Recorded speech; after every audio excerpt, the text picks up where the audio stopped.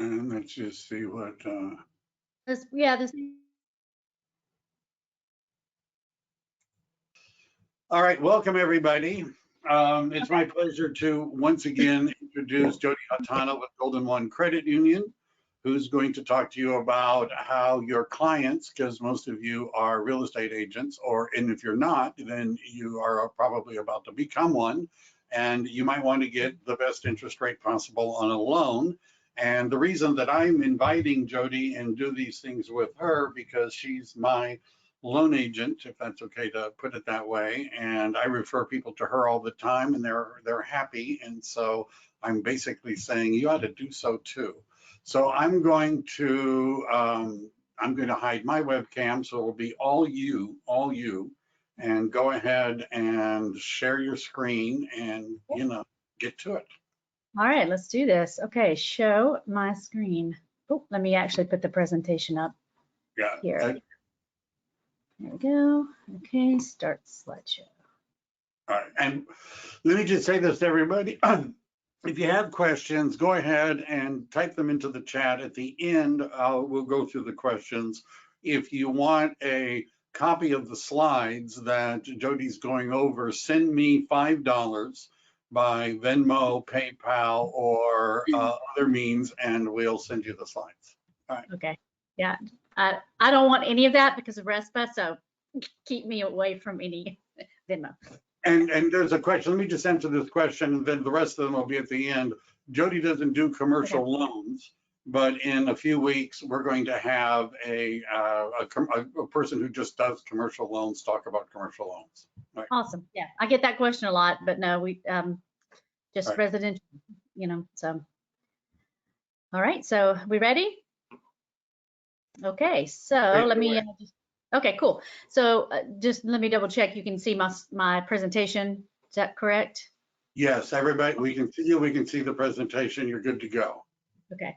My apologies. I just realized it says November 6th, but anyway, it doesn't matter. This is the same presentation I did back in November. So, okay, so moving on. Thank you guys all for joining the call.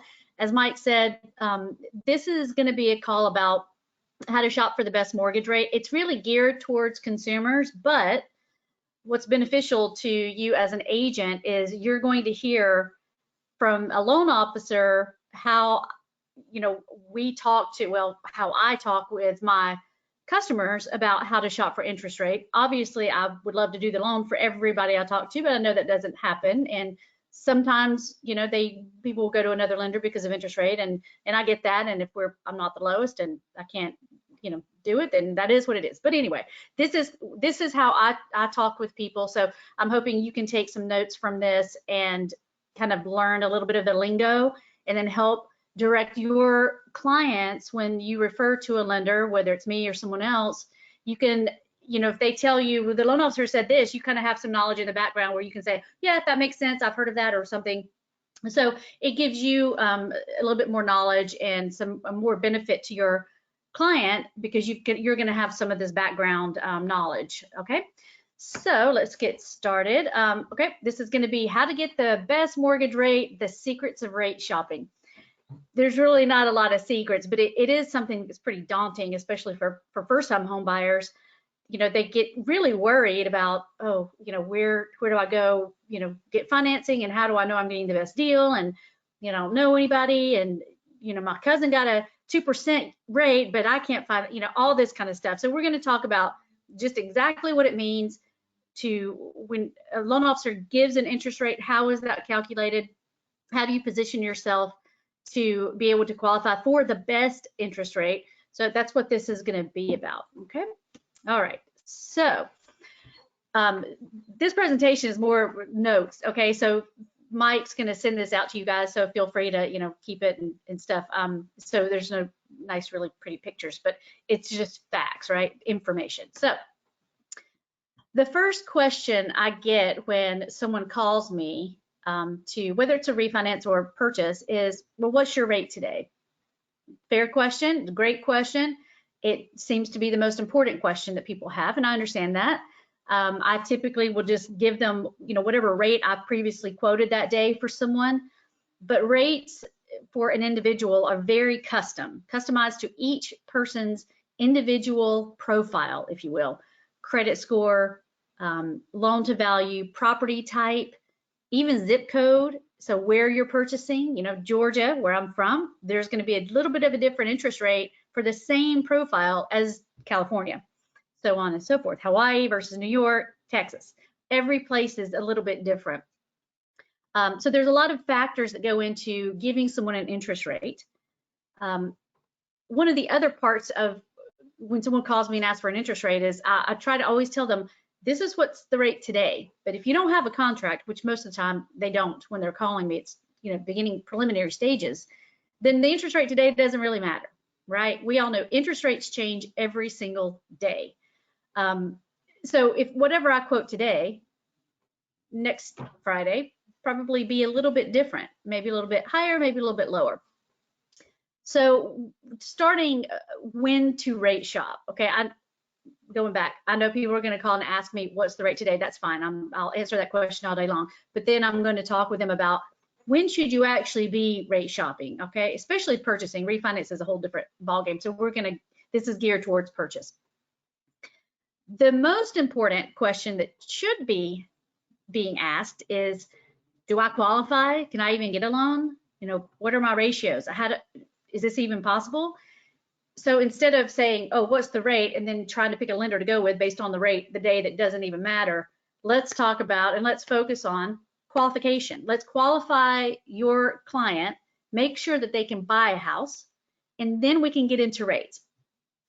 If you guys have been in this business longer than a month, then you know that interest rates are pretty similar from lender to lender, okay? You're not gonna find that Golden One's at 3% and Chase is at 4.5%. That just doesn't happen that way. You might find that Golden One's at 3% and Chase or Bank of America or any other broker or somebody is at 2.875 or maybe 3.125. Those are kind of the differences that we see. Or you may find that Chase is at 3%, I'm at 3%, but maybe they're charging a point or half a point. I'm not charging anything. So those are the things that we want to look for when we look at interest rates. So what I suggest is you've got your client, they want to buy a home, interest rate's important, but let's talk about qualification. Call your current bank or their current bank, or of course me, if you would like, and at least put an application in with at least one lender. And I've said this on previous calls, I don't recommend you doing this with multiple lenders because you're having your client, let's say that you have them call three lenders. They're putting an application in with 3 lenders. They're providing W-2s, pay stubs, signing disclosures for 3 different lenders, all to figure out if they're going to, be able to get a loan. And that's really not necessary. Underwriting guidelines are pretty similar from lender to lender. What you'll find different is maybe jumbo loans. Non-conforming, you might have a little bit more leeway with one lender versus another. But any loan that's FHA, VA, or Fannie Mae, Freddie Mac, or most of Fannie Mae, those all have pretty similar guidelines. Well, they have similar guidelines. It's each lender might have what's called an overlay. So let's say Fannie Mae says you can go up to 50% debt to income ratio. You might have a lender that says, yeah, that's great. Fannie Mae allows that, but we are going to put an overlay and say, we're not going to originate any loans over 45% debt to income ratio. So when you're having your client get pre-approved or pre-qualification or approved, conditionally approved, one of the biggest questions is, what's your credit score and what are your ratios? Because if those 2 parts are a little bit iffy, so maybe a 640 credit score, maybe a 47% debt to income ratio, that's something you want to know up front, because those are parts of the loan application where you might have a lender that says that's cool with us, and then you might have one that says it's not. So in my opinion, Golden One is the best place to start that process. I come from big banks. I've worked in big banks my entire career. I left Chase last year in March to go to Golden One, which is a credit union, which I'd never even considered before. Well, there's a lot of things I'm impressed with by this place, but one thing is we have really, really niche underwriting guidelines, especially for jumbo non-conforming. So I'm kind of digressing, but what I'm saying is, okay, have your clients get approved with at least one lender. And as long as everything looks good and you've got that letter, then you know, okay, this is pretty solid. If they give you the extra information, credit score ratio, then maybe call another lender, ask some questions, you know, would you guys approve this? Especially if your client does not get approved with the lender that they initially start with, then you definitely want to start making some phone calls. Again, interest rate's important, but at this point, we still have to make sure we're qualified, okay? So let's assume you've gone through this process with your client. They've got an approval letter. Let's just assume it's with me. They've got the approval letter. You go make an offer, and if you're one of 45 or 50 that get approved, they get accepted by the seller, then that's the day that your buyer can actually lock an interest rate in, okay? It's not the first time they call me, and it's not the day before they get the contract. It's the day of the contract. The interest rate follows the property address, not the buyer. So that's why it's important to have a binding contract before interest rates or an interest rate is locked. Now, that's the day that I always tell my people, that's when you want to make your phone calls, okay? That's when you want to call the banks, the brokers, go online. If that's your thing, go online and get a rate quote. Make sure you speak with someone, you know, specifically, not just whatever you see online. And then you want to compare your closing costs, interest rates, and that's going to determine, will be one of the determining factors of what lender that is chosen. But asking before that's a bit premature, okay, because you can't really do anything with it. So when to lock would be the day of your binding contract, or any, you know, few days after. If let's say I got a contract today, but I saw rates go up this morning, I'm probably going to, which I did, but I'm going to tell probably my clients, let's see what Monday brings. You know, I can kind of gauge where the market's going to be based on how it starts out in the morning and then kind of how it ends. Of course, nobody has a crystal ball, but just so you guys know and can feel a little bit less stressed, we are bottomed out right now across the board with all loan products. Right now is where you're going to find the lowest interest rates that I've seen in my 17 years of doing this. You know, 2.75, 2.625 on a jumbo loan for a 30-year fix is unheard of, but that's where we are. So, so now's a good time. You know, let's work on getting your clients out there and see what we can. Oh, I apologize. I'm not sure what happened, Mike. There was a ding on my computer. Is everything No, okay? everything seems to be okay. I don't think that came from us. Okay, well, it happened on here. I'm not sure. Maybe it's something on my end. If you'll please give me 2 seconds, let me get my alarm system turned off here. Hold on one moment. Thank you. No problem.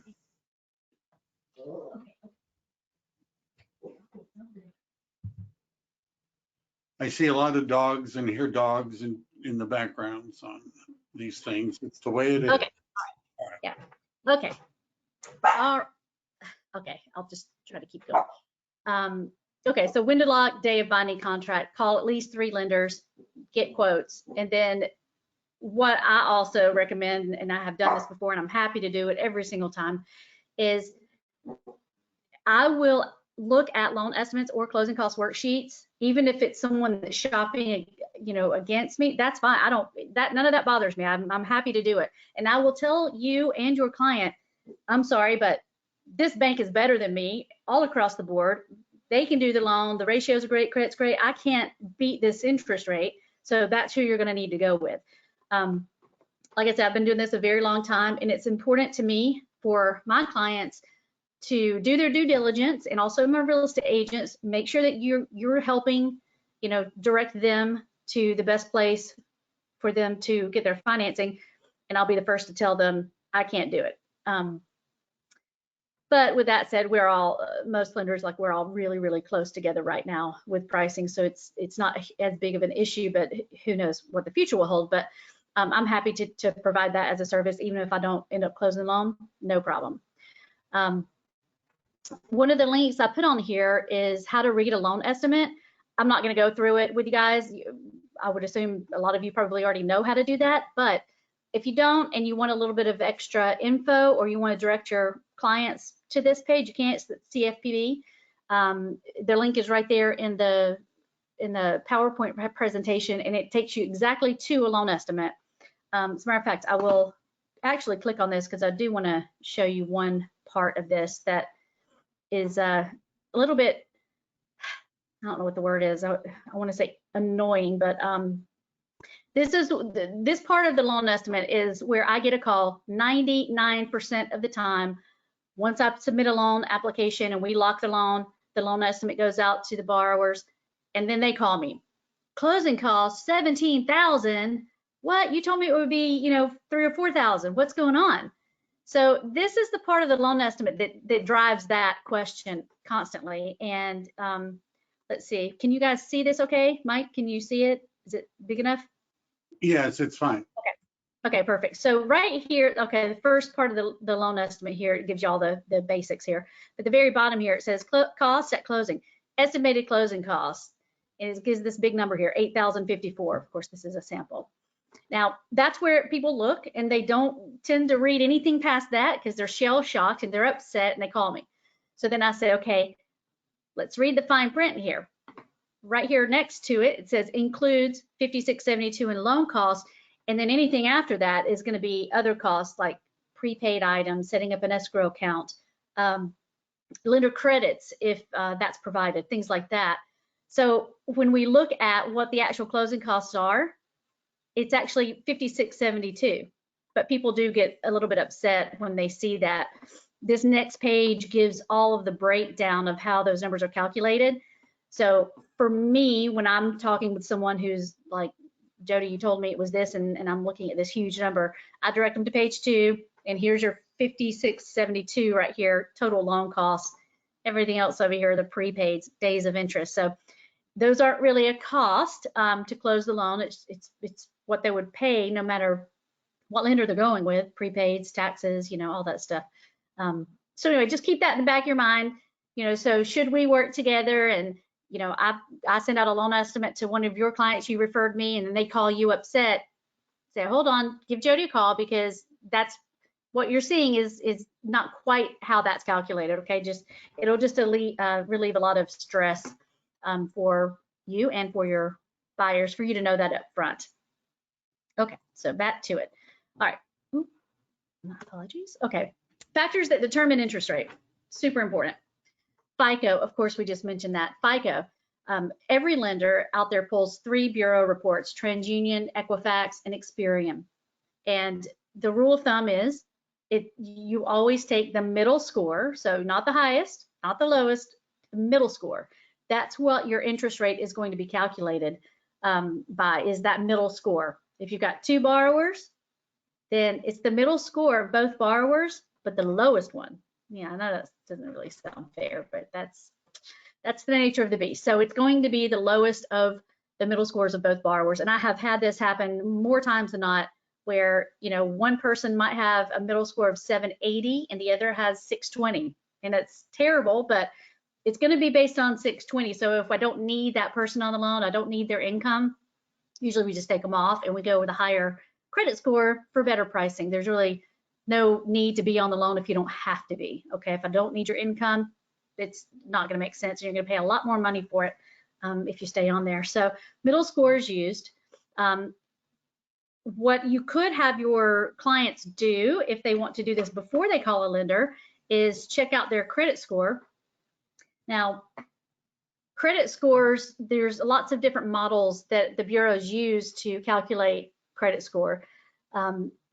It's not the Credit Karma score. It's not any of those places out there that people can log on, see the credit score for free. That is more an educational tool, and it helps people, be able to review their credit report, make sure there's no inaccuracies. They can dispute through those websites, and it's great.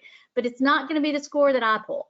Okay, you're going to have a mortgage score that's different than a credit card score, that's different than an auto loan score, it's different than an installment loan score. So there's lots of different models. So I recommend, my favorite place is myfico.com. That's going to give you or your clients, whoever wants to go into this and look at it, if you sign up, it's going to give you your 3 bureaus. So all 3 bureaus reports, because, you know, I'm sure you know that they're not all the same. You might have something on Equifax that's inaccurate, but it's not on TransUnion. So you do get the 3 bureau report, and you also get your credit scores for all the different models. Now, with that said, this service is not free from myfico.com. You do have to pay for it. I think the cheapest one is $20 a month. I say if it's super important part of the buying process to understand where your scores are and what your credit report looks like. So if you pay $20 for a month or two, it's well worth it. It goes up to, I think, $40. That will give you a lot more information, but I recommend that. Also, everyone is allowed by law 1 annual credit report a year for free, and that's the link there, free annual credit report. I think it's annualcreditreport.com, but anyway, that's the link. So you can click on that and get it for free. It's not going to give you the models. It's not going to give you the best information. But if your client has an 800 credit score or 780 or something, and they're like, well, I don't have any issues on my credit and already know that, then it's probably not important, or not, it's not important, but super imperative that they go through these links. If they're questionable, you know, in the low 700s to 600s, this is a very important tool to use before you go under contract and all that. We'll make sure that if there's something inaccurate, get it taken care of ahead of time.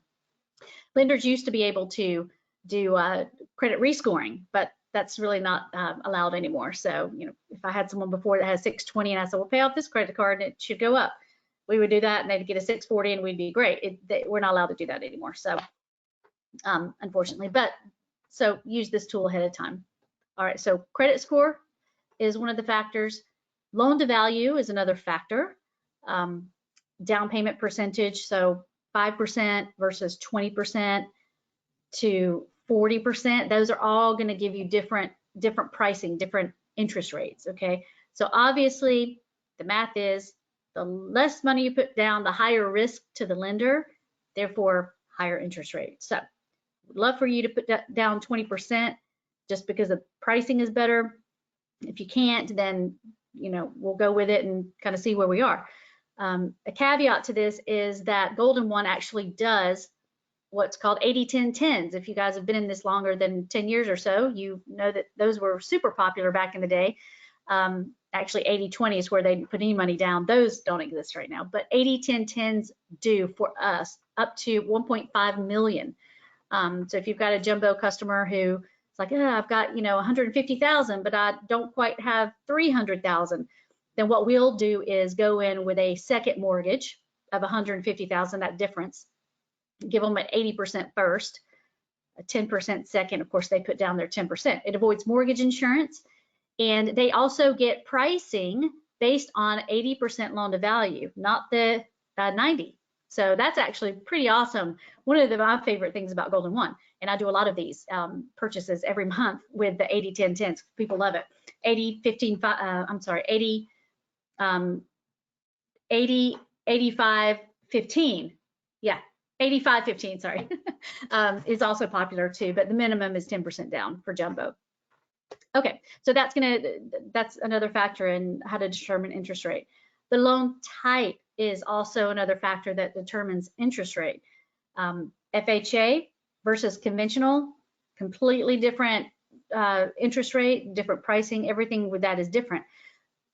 Right now, FHA, for us, we're doing $1,000 lender credit for all purchases from February 1st to the end of April for FHA. And don't hold me to this, but the word on the street is that we're probably going to be around 2.25 on a 30-year fix for FHA here soon, which sounds absolutely insane, but that's where we are. So just keep that in the back of your mind. If you have someone that, for whatever reason, has to go FHA, then 2.25 with $1,000 credit is pretty awesome.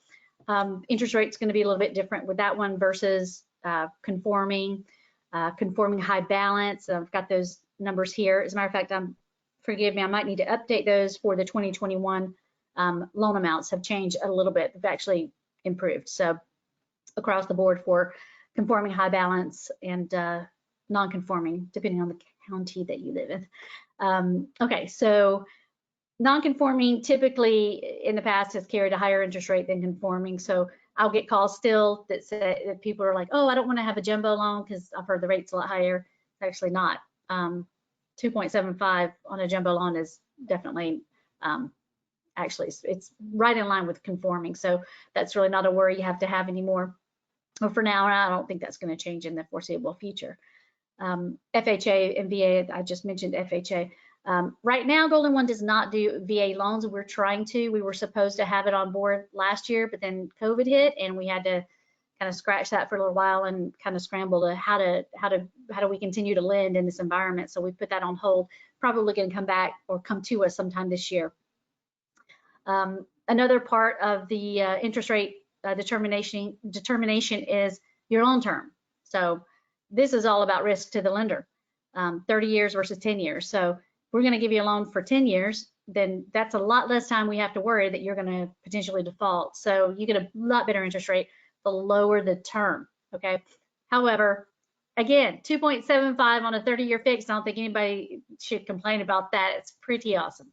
So, okay, so the next, that's fixed. Okay, so ARMs, of course, and you guys may already know this, ARMs always have a lower interest rate because the risk is not so much on us, it's on you.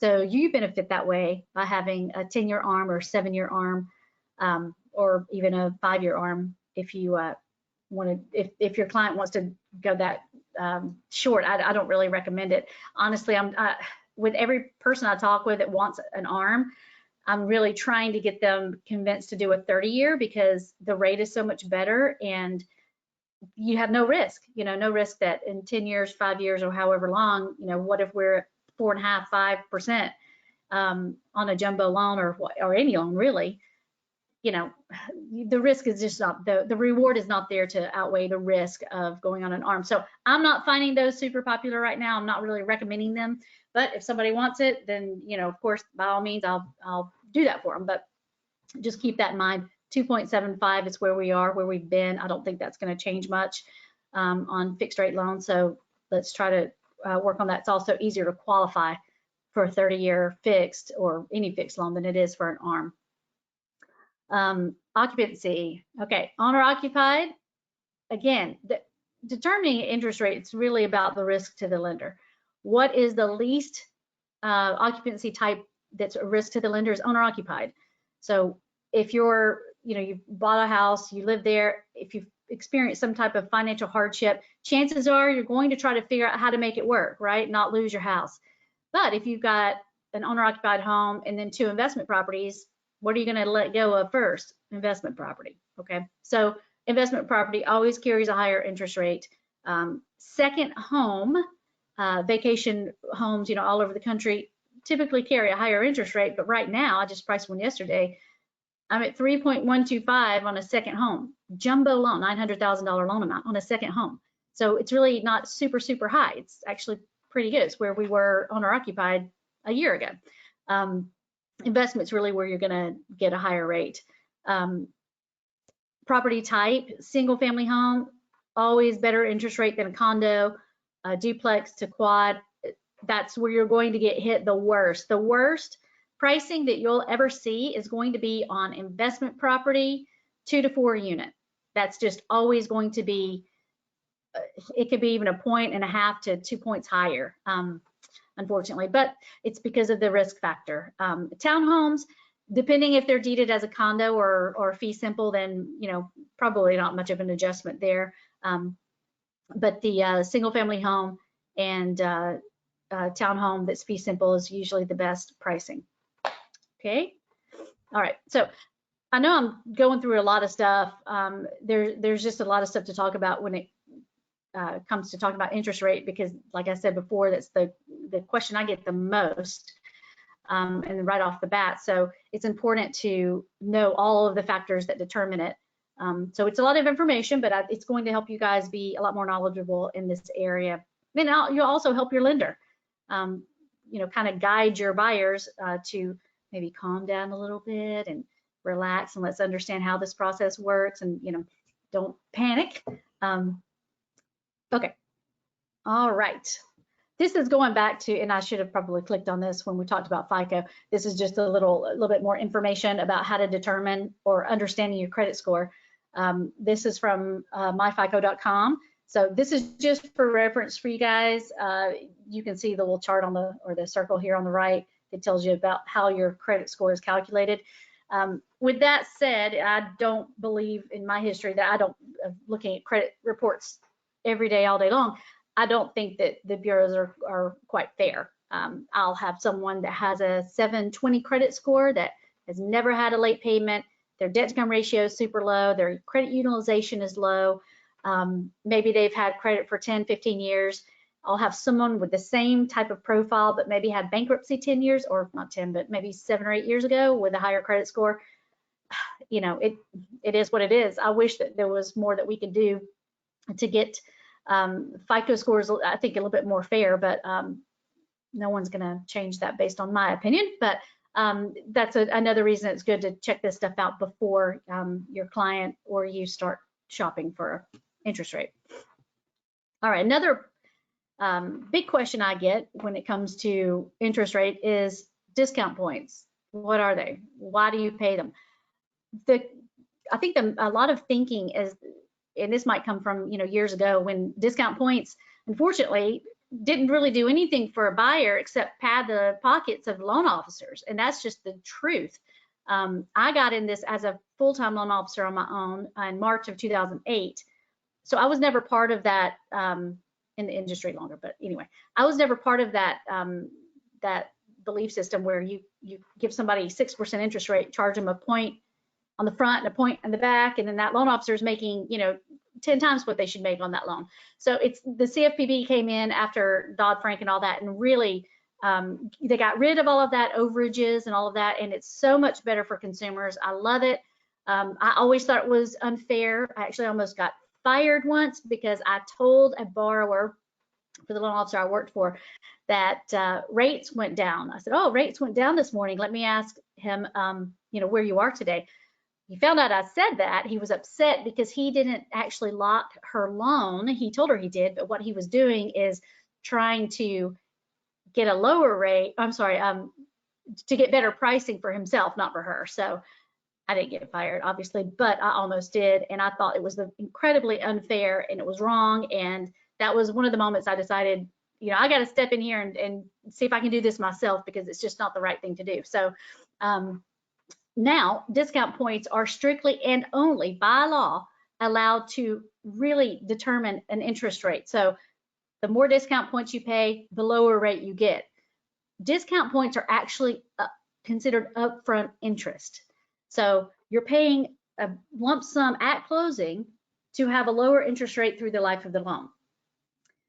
Now, I have to say this, consult a tax, a CPA or a tax accountant or whoever, because I'm not licensed, but typically discount points are going to be tax deductible depending on your own unique situation. So you want to consult somebody about that, because it is considered upfront interest.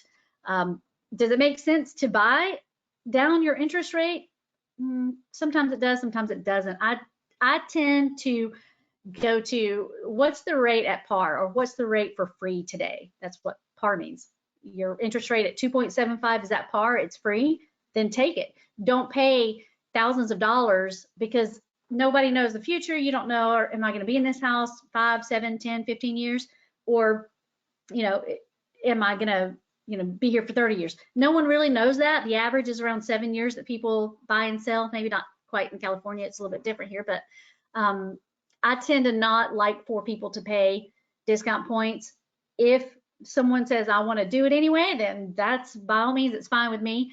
But you got to really determine the next bullet point here is what's your break-even point. Now, if we're looking at pricing and your break-even point's in 2 years, oh yeah, that might make sense. It's an individual situation, so we have to look at it. There's no rule of thumb to like, okay, you should always pay at least half a point, or nothing like that. So we're going to look at each person's pricing and determine, does it make sense for you to buy this down or not? So, but that's what discount points actually are. Tax deductible, consult your CPA. I also have a link here to the tax benefits of owning a home.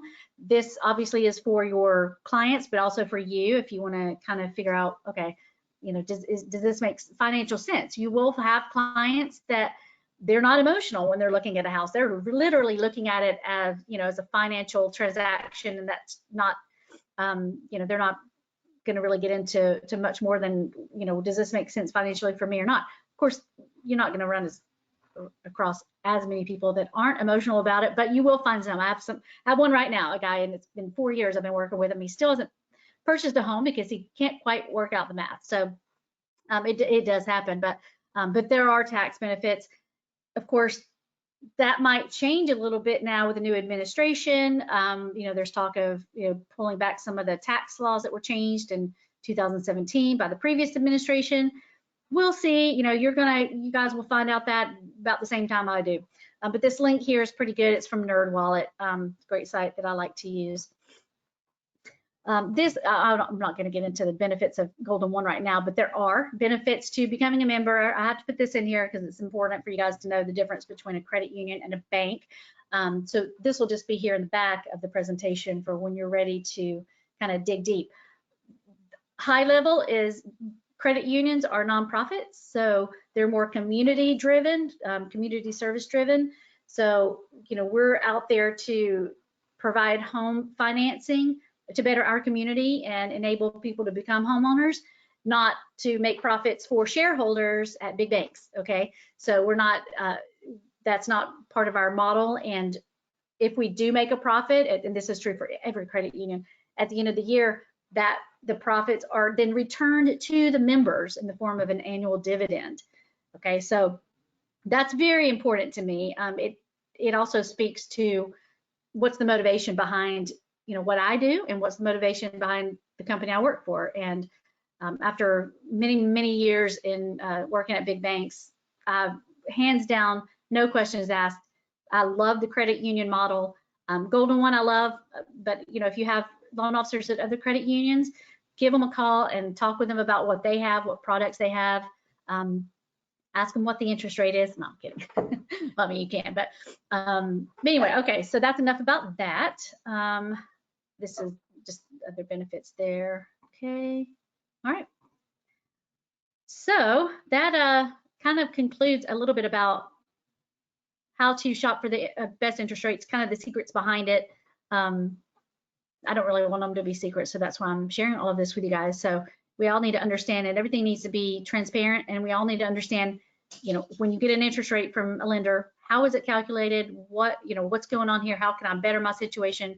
And I hope that this presentation has provided some of the tools that you'll need to better inform your customers. And of course, as I have said before, I am always available to you. If you have a question, even if your client has a loan in process with another lender and it's going sideways and you need some advice, give me a call. I'm happy to help. It's one of the reasons I love doing what I do. It's not necessarily, let me get closing. It's to provide more of a service than just, funding loans. It's to provide knowledge and to empower you as an agent to better service your own clients, okay? So with that, I will conclude. Mike, if you want to see if there's any questions or, anything, then let's do it. Yes, well, great, thank you. And first of all, I realized after the fact that my trusty assistant, Ra, had included your handouts in the webinar. She's certainly more on this than I am. So we do have some questions. Okay. What are today's rates? I'm just kidding. Just kidding. 2.75, no points. Just kidding. I had to. Okay. So there's a question about how are rates trending now? Up, down? Flat would be my answer to that. Yeah, pretty flat. I mean, we haven't really seen much change in pricing over the past few weeks. There's so much uncertainty out there that I think things are just kind of holding steady right now. Rates do change every day. One thing I should have had in my presentation before is what does it mean when rates change? What does that mean? For what we look at as lenders, it's not necessarily the rate that changes, it's the cost of that interest rate. For example, 2.75 today is at no points. So that's the rate at par, that's the rate for free. tomorrow, or I'm not tomorrow, but Monday, maybe 2.75 is costing 1/4 of a point or 1/8 of a point.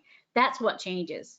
Or maybe it's giving a credit back to the buyer, you know, of 1/4 or 1/2 a point, who knows? But that's what changes every day. It's not necessarily the rate. The rate stays here, and then the cost of that rate, whether it's a cost or a credit, is what changes every day. But right now, super flat. I don't see us increasing rates anytime soon. I think going through the spring buying season, we're going to be about the same. That's the consensus from me and all of my colleagues, at least. So that's a good thing. Okay, thank you. We have a question about how do you calculate PMI? Any ways to minimize it? So mortgage insurance, excuse me.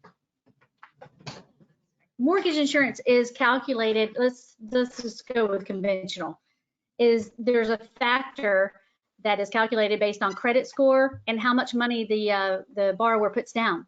So if you've got a 720 credit score and you're putting down 5%, then your factor is going to be a little bit higher than if you've got a 720 credit score and you're putting down 10%. There's one, Genworth is the conventional mortgage insurance company we use. You can actually Google how to calculate mortgage insurance, and you actually can find a calculator out there where you can plug in this information, and it's going to give you what the monthly mortgage insurance is going to be. It's a super simple calculation, but that's how it's done. FHA, same thing. Typically, it's, you know, people are putting down 3.5% on FHA, so it's going to be kind of the same. Of course, loan amount determines this as well, but there are different factors. So if you FHA at 3.5 minimum, but you put down 10, you're going to have a little bit less mortgage insurance. But to speak on mortgage insurance, you know, with FHA, you can't ever cancel it, so it doesn't go away. In addition to, FHA charges an upfront premium in addition to the monthly of 1.75% of the loan amount. It's an extremely expensive loan, okay? I tend to, unless I have to go FHA with somebody for whatever reason, we really want to go conventional if we can. With conventional, the mortgage insurance does drop off. If you don't make any extra payments, it will follow an amortization schedule. And by that schedule, when you hit 78% loan to value, mortgage insurance by law is dropped on conventional loans. So another benefit to going conventional, and there's no upfront premium. But that's how, but yeah, going back to how do you calculate it, it's online calculators all over the place. Cool. So I hadn't heard of that website. Google, you're saying it's called. Okay. Oh, yeah. Are you an approved lender for the Housing Trust Down Payment Assistance programs? Okay, FHA doesn't allow down payment assistance anymore. Conventional, no, we're not. I actually don't. And maybe if whoever's asking this can tell me if they know of a lender that is. I don't know of a lender that is right now, unless I just completely missed it. But right now we're not. It can always be a one-off for us. I can always find out if we can do it. But my research this week, because I had this question earlier, is that we're not. Yeah. CalHFA, that's my question. CalHFA, yeah. Yeah. Yeah. Not to my knowledge. I'll double check this information, but I checked it on Monday, and yeah. we. My hey, I could be wrong. Right. I would love it if. My experience has been they generally sound like good programs, but very few people actually do it. All right, even CalDRE sounds great, but I don't know of anyone. And some of the credit unions that I know that do that, the loan agent had admitted hardly anyone ever does it. So I don't know. Yeah, and there's income limits most of the time, and you know, heck, in California, you're pretty much going to be over the income limit anyway. Especially if it's 2 people in the household. So that kind of gets to be a challenge. But maybe like in areas in the state where it's a little bit less expensive, maybe that would work. But I'll double check it, and I'll send out an email if it's different than what I think. So this next question should be an easy one. Should you work with a mortgage broker or a bank or a credit union? Good question. And of course, my answer would be a credit union. But the benefits to working with a broker is that, and you'll see this online too, The broker is the middleman between the borrower and the lender that they go with. So brokers can go out and, shop your situation around, try to find the best rate. To me, the drawback to that is you don't really know if what the broker's presenting is really the best rate, right? Because you're not the one doing the work here. I hate to say, the borrower needs to do, work on this, but they do. They need to do their own due diligence and shop around themselves. I don't recommend bankrate.com to ever put your information in that, because they're going to want your social and they're going to run it 1,000 times. But with that said, definitely give a broker, a bank, and a credit union a call. That's, you're hitting 3 of the main types of lenders out there. I tend to like direct lenders. I worked for a broker for about 3 months a few years ago here in California, and I just did not like it. It just didn't fit with the way I like to work. So I didn't particularly like it. But that's what I would say is, sure, give them a call. But I would say bank or credit union, because we're direct lenders. You're gonna, for the most part, once we close, you're going to make the payments to that institution. Or their servicer at least. Okay. How do jumbo loans compare against the big banks? I guess, I'm not sure. Can you interpret what that question meant? I'm wondering if they're talking about interest rate or guidelines. I don't know. Credit, well, did they say which? Well, we can, if you have more detailed questions, feel free to reach out to Jody. She would be definitely happy to talk to you, yeah, particularly anytime. if you've got a live one. How high can you borrow an FHA? Maximum, loan. Well, it depends on the property type, single family home versus duplex, quad, all of that. Forgive me, I have not checked the 2021 FHA limit. I know what it is for duplex, because I just had someone interested in that. It's like 1.4 million. But I can find that out in about 2 seconds here. All right. So I'll answer a couple of questions that I can answer. Somebody want to know if they can get a copy of the webinar. Everybody will be given a link to the recording. Somebody wanted to know if we could unmute us. That means them. I don't know how to say this other than everybody was muted when Jody was talking, even me. So if you're hearing voices, I just don't know what to say. I don't think it's from us.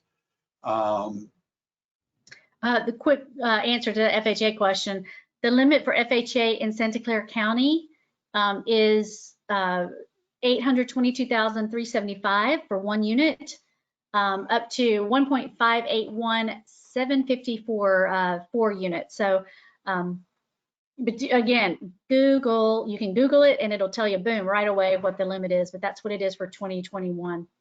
Yeah. It actually went up, which is nice. There's a question about rates on investment condos and whether or not you can do loans if the condo has litigation in the HOA. No, we can't, and I don't know that any lender that would. Yeah. It's a hard stop right there. And interest rates, if it's a non-owner occupied, rates and terms are higher. Correct. Yep. The rates are typically higher. The terms, and when I say terms of the loan, meaning if you do an investment property, typically the lender is going to want to see more reserves in your accounts than if it's just owner occupied. I can check what our reserves are on investment. Our owner occupied reserves for jumbo is only 2 months, which is pretty awesome considering the big banks out there and brokers are much higher than that. I've seen 18 months before, but at least 6 months, what my counterparts are asking for. What qualifies as a second home? Not the house down the street. Yeah. I get that question a lot. Second home, well, it needs to make sense. Can't ever be rented out, so it can't be a property that you have Airbnb, income from, or anything like that. Typically, it's got to be in an area where it's either a cabin in the mountains or a condo on the beach, or just a place where you typically are going to see second homes. You definitely don't see second homes in Santa Clara County, San Jose 95124 zip code. But with that said, if your job requires you to live here, part-time, and then you live in Sacramento the other time, and this is not rented out, and we can confirm that, and you write a letter of explanation, I'm all about submitting that. But if it's not, and you do get income from it, and that's your intent, then no, it won't fly. Okay. Can you say something about the soft versus hard inquiry for pre-approval? Sure. So soft pull is basically and first of all, let me say that lenders do not do soft pulls. Okay, not mortgage lending. No soft pulls. When your credit's pulled, whether it's Chase, B of A, a broker, or me, it's a hard pull. It's an inquiry, and we pull all 3 bureaus and all 3 scores. So you're not going to find that in the mortgage world, but a soft pull is just basically where a lender is going to verify a little bit of information about you, maybe the credit score, maybe the how much debt you have, maybe confirming your name and address and all that, but they don't actually pull reports in. Okay. In terms of mortgage criteria, such as bank statements, et cetera, how far back do lenders pull in general? Typically 60 days. So, and this does come up every now and then, but you'll have someone with a large cash deposit or something in their account. Those funds have to be sourced unless they're seasoned. And by seasoned for lenders, they've got to be in your account for 60 days. And then after that, it's considered your funds. So it would be 60 days. Okay. If an owner is buying a second home and making the current one a rented property, does this mean that the mortgage will change for the first home? So they have a mortgage on the first property, and then they're going to rent it out and then buy another property. Is that correct? So let's say they bought their house on owner-occupied terms. Now they're going to rent it out to buy another property, owner-occupied terms. Does the first lender come back and say, well, this isn't owner-occupied anymore, and we're revising your loan? I think is where they're going with that. Good question, and the answer to that is no. The terms that you sign when you sign your closing documents, those are the terms. So let's say it's a 30-year fix. Those are your terms for 30 years. Now, one of the things about owner occupancy is when you close that property, you're signing your intent to occupy for at least the next 12 months. So as a lender, that's what we want to see, is that your plan is to occupy that property owner occupied for 12 months. Then after that, if you decide to rent it out and, then fine. If you close and 6 months from then your life changes or something changes and you need to move, then that's fine too. Lenders do not go back and audit. We don't go back and check and none of that stuff. So you're signing your intent, and we just would hope that your intent is honest. But yeah, right. Just 12 months is really what we consider. So the lender isn't going to send someone out to peek through the windows to see if you're there? Okay. That's good. Never, ever. That would never happen. No. The only way that something could kind of go sideways with that in the first 12 months is if, your loan file gets audited and they find some, fraudulent documents or something, or maybe you misrepresented yourself. Then there is a clause in your closing documents that say that loan could become, there's a demand that it could be paid in full right away.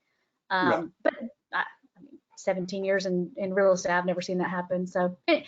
I actually had only one time in my career did I have someone who blatantly was trying to commit, I hate to use the F word, but occupancy fraud. It was a horrible situation, but completely out of my hands. But that's just not something that we really see very much of at all. Yeah. Is there a time period that you'd have to wait to refinance? It depends on the loan type, the loan that you close with. So typically, a little bit of information here is that lenders don't really start to make money on your loan for at least the first couple of years. So they don't want you to refinance, but you buy a house in January and then you refinance in May or March, sure, no problem. There's no prepayment penalties on any first mortgages anywhere anymore. That's completely outlawed. So yes, you can absolutely refinance whenever you want to, unless there's some type of clause in your closing documents that say, you know, you have to keep this for 12 months. I don't really think that there's any of that. Maybe, you know, some random lender that has that, but I don't think that there is at all. But so, yeah, so my answer would be no, refinance pretty much anytime. If a couple is married, do they both get added to the loan automatically, or can only one be on the loan if they have a higher credit score and makes most of the income? So the answer to that is no, nothing's ever done automatically by a lender. They may have a guideline, but there's nothing out there, and I don't think you'll ever see this, that says if you're married, both people have to be on the loan. As a matter of fact, since the mortgage meltdown in 2010 or 8, 9, 10, I've always recommended that, you know, spouses or, you know, partners or whatever, do not have to be on the loan together. If I don't need your income to qualify, there's no reason for you to be on there. You can still have ownership just the same in the property, but you don't have to be on the loan. So, and my main reason for recommending that is, you know, heaven forbid you guys do run into some financial hardship, and if you had to let go of your house or have it foreclosed on or short sale or something, at least one person in the family, their credit hasn't been affected. You can go out and rent an apartment, things like that. California community property, so this other spouse or partner, if it's a legal partnership, will have to sign closing documents, either agreeing to not be on the deed or being put on the deed at closing. So you're going to want to consult with a family attorney if you've got any kind of weird situation where you need to avoid something. But the short answer is no, you're not. There's nothing that's ever automatically done like that. Right. So the fact that you're on the loan or not, there's no longer the rule that if you're on the deed, you're on the loan, or on the loan, you have to be on the deed. That's not a. If you're on the loan, so if you're on the note, you have to be on the deed. Right. Okay. But if you're not on the loan, you can be on the deed, or you can decide you don't want to be on the deed in California. All right. So there's a question, but if you're in Fremont, can you have a second home in San Francisco or Oakland? Actually, that you could probably make a case for that, depending on what you're buying and a really good letter of explanation. You know, there's the thing is that's Fremont to Oakland is what, 45 minutes? Yeah. 30 minutes. I doubt it's a potential, but it's not super likely. That would be, if that's a situation you or your buyer's in, I would say let's go ahead and have underwriting review that loan application, and we will actually do all that before you have a contract. So if that's something you're interested in, get that answer up front, but it's going to have to be a really good LOE, letter of explanation, or why. Yeah, it would seem San Francisco would be an easier sell, but you wanted to have a second home there. Yeah, exactly. And I have a couple of friends of mine who they have a house in Grass Valley, and they have a condo in San Francisco. That makes total sense. You know, 3.5 hours away.